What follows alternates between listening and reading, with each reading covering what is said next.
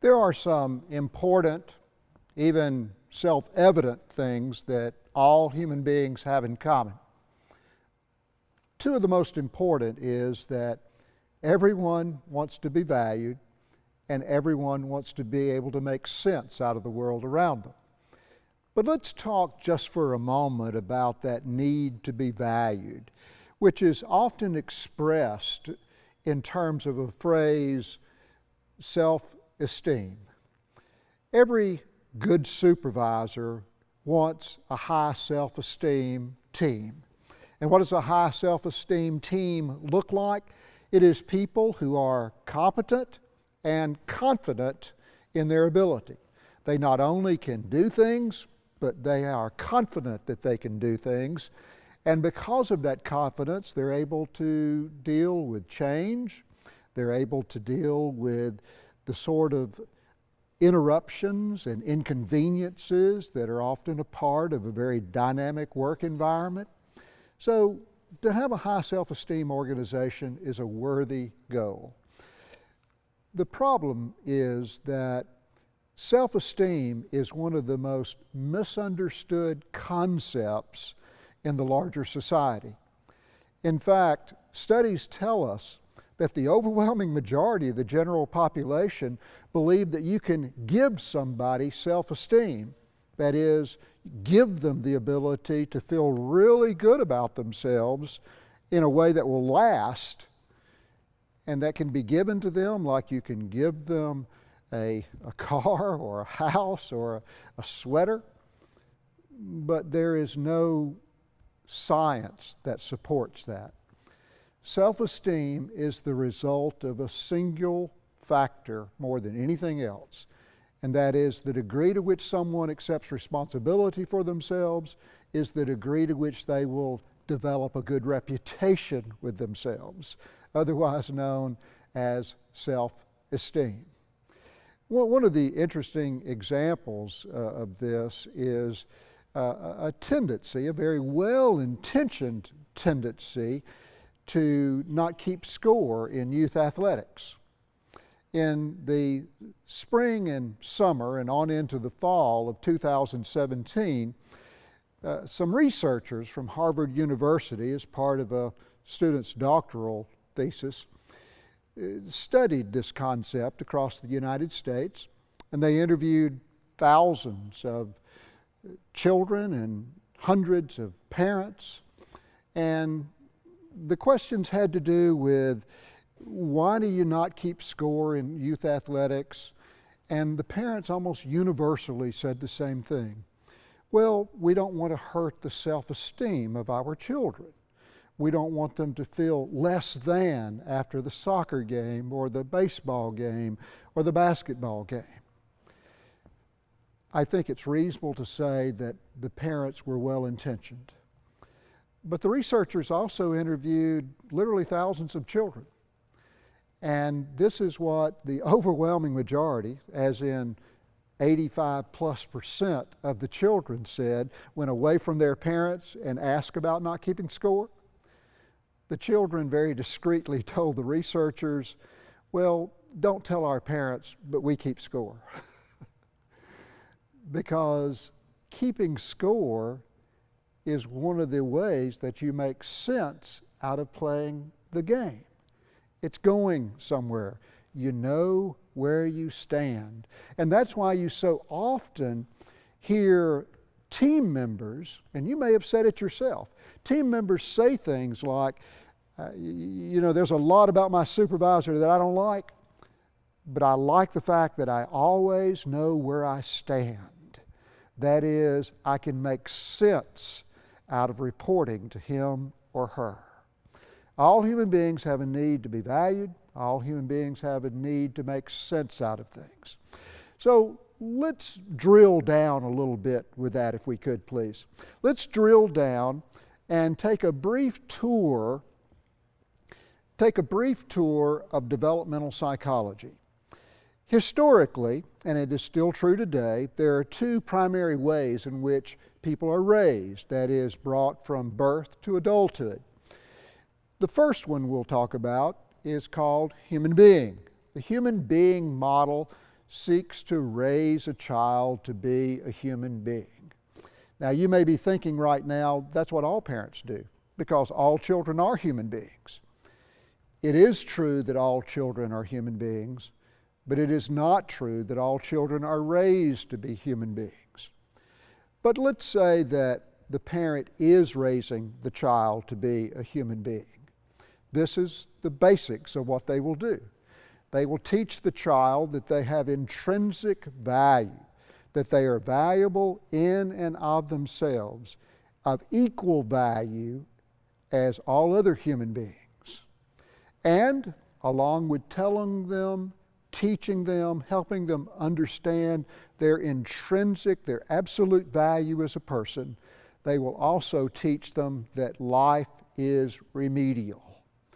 That is, your value cannot be registered. You're very, very valuable as a human being, but you are not perfect. You will make mistakes.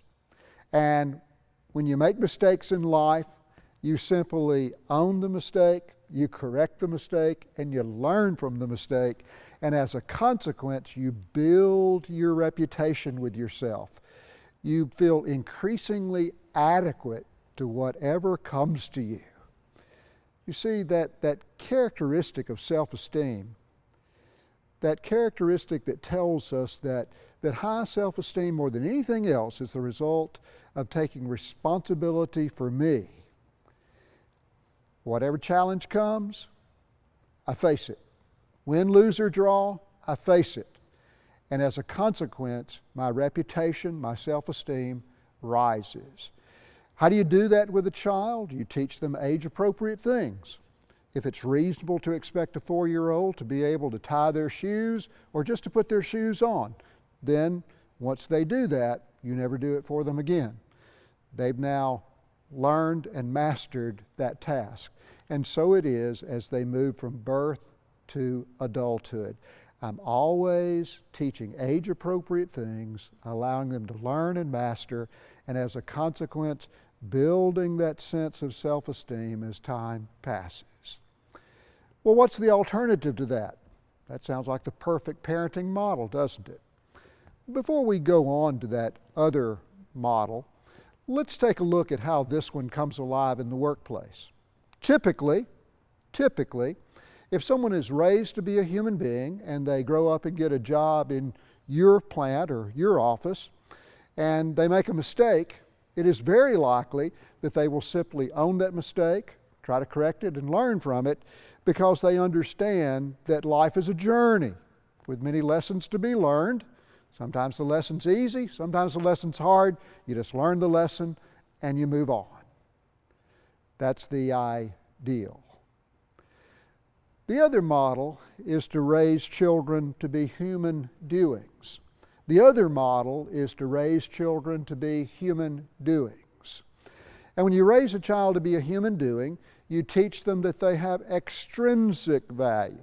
They're only valuable if they please me, or they're only valuable if they please others.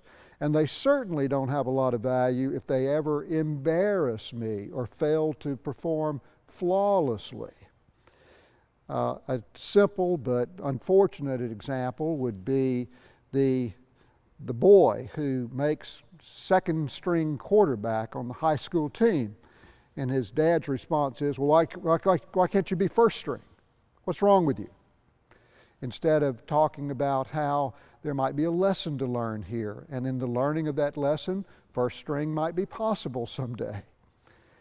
And another example would be the 9-year-old girl who is the only one in her dance team who stumbles during the routine.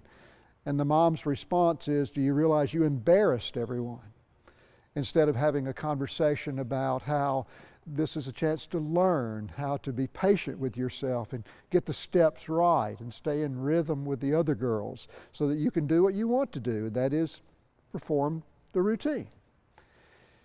The child is taught that they don't have intrinsic value, they have extrinsic value. And as a consequence, they are encouraged to believe that life is irremedial, that the only acceptable child is a perfect child. Now, catch the irony here. A human doing is taught that something's wrong with you if you make mistakes, and yet all human beings make mistakes. You're between the rock and a hard place, and you do what makes perfect sense. If you're not allowed to make mistakes, if they're never seen as just a normal learning process, naturally you develop a strategy for dealing with it. You blame, deny, or hide. You blame someone else, you deny that it ever happened, or you hide from the reality of it, and over time it erodes your sense of self-esteem. You feel increasingly inadequate to meet the challenges of life and the workplace. The evidence is that it's about 50-50. Some research says 60-40, but let's say for our purposes that it's about even. About half of all employees who come into the workplace have been raised to be human beings, and about half have been raised to be human doings. And when this human doing arrives in the workplace and makes a mistake, they don't own, correct, and learn. They blame, deny, and hide. So here's the big question. The core characteristic of healthy self-esteem is that I assume full responsibility for what I think, say, and do. No one else is responsible. That's the core characteristic. And I want a high self-esteem team. So I'm going to get about half my folks, about half my team members, who are very likely going to be human beings. And then I'm going to have those who are very likely going to be human doings. So how do I help this employee, this team member, who is a human doing, move to the left side of the screen? Well, the formula is very simple.